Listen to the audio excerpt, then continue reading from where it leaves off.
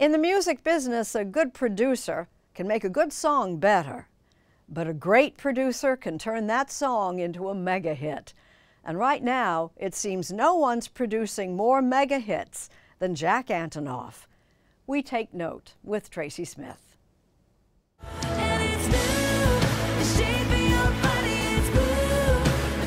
For the last 18 months, Taylor Swift's Eras Tour conquered the pop music world. And in a show full of great moments, this one stood out. Cruel Summer, a song produced by Taylor Swift and her friend, Jack Antonoff. It's hard to overstate Antonoff's influence on pop music.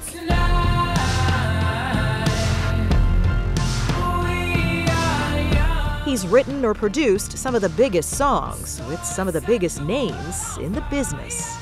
Lana Del Rey, Sabrina Carpenter, The Chicks. But his career as a producer basically began when Taylor Swift decided that he was someone she wanted to work with. I love that! I think it's hard at this point to even imagine that there was a time that people didn't take you seriously as a producer. But I think you said in your last Grammy speech that Taylor was the one who kicked down the door for you. Literally. Literally? Oh, well.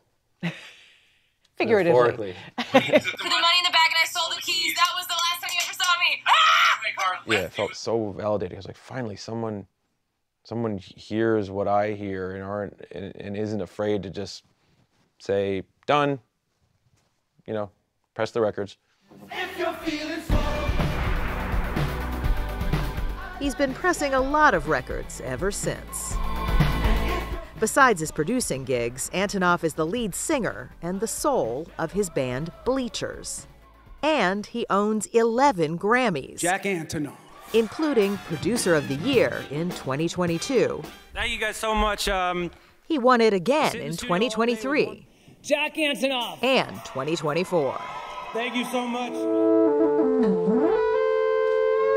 These days, when he's not on tour, he often works from his studio in LA. He says a lot of it is just playing around, like the time he was on the synthesizer. It was right here. And found the Bleachers' signature sound. Home in New Jersey, my headphones on, I literally just started going like started playing that. Started playing around with that. That riff became Roller Coaster, one of the biggest songs yet for his band Bleachers. He's become a reliable fountain of hit music, but Antonoff says he never knows when the creative lightning is going to strike.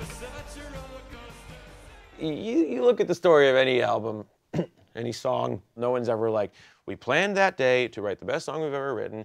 We got coffee when we went in and we did it. And that's how that happened. It's always, the story is always like, so-and-so's plane was delayed and I got kicked out of my hotel, you know, because of some shit that this person did, blah, blah, blah. So I'm walking down the street and I hear this, you know, like it's always this randomness, and that buzz is where it all comes from.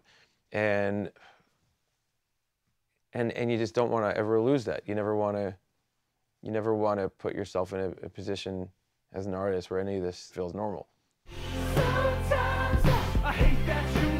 And frankly, there's nothing even close to normal about Jack Antonoff's life. Born and raised in New Jersey, Antonoff put his first band together in high school, but success came slowly. It took him a while to leave home. We went back there with him and Mom Shira in 2017. Until fairly recently, Jack lived here full-time. You didn't leave until you were 29, and at that point, I mean, I had #1 records at that point. He was back east again last week for a personal milestone.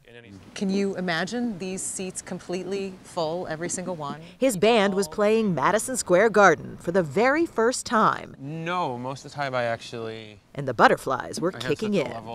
Even if a show is sold out, I have such a level of surprise that doesn't get old.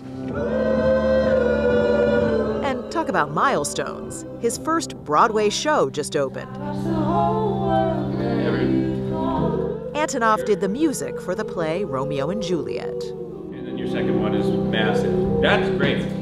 Crazy thing about that show, when I think Romeo and Juliet, and I was doing this in music, I think about hope and love and finding something and running with it against all odds. I always forget about all the death.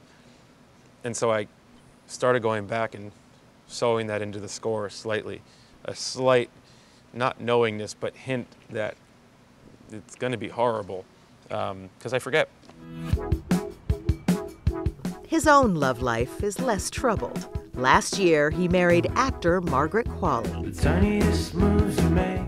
You might know that she's the daughter of actor Andy McDowell. You might not know that she directed and danced in the music video for the Bleachers song, Tiny Moves.